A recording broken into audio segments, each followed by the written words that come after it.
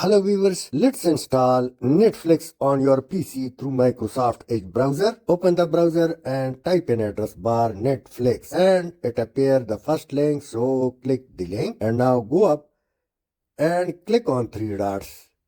Scroll down till you find more tools and in more tools come to the apps, and in apps install this site as an app. In Chrome browser you can directly find create shortcut, but in Microsoft Edge it's more appropriate. Now remove the extra name and click install, so only Netflix name left and install has been clicked. Now create a shortcut, check it and also click allow. Another notification appears pinning the same in taskbar, so better click yes. And now it's done. You can find the same on your desktop in beautiful shape. To uninstall it, click on Windows sign and it appear above. Right click uninstall and now click an uninstall button once again and the same has been removed.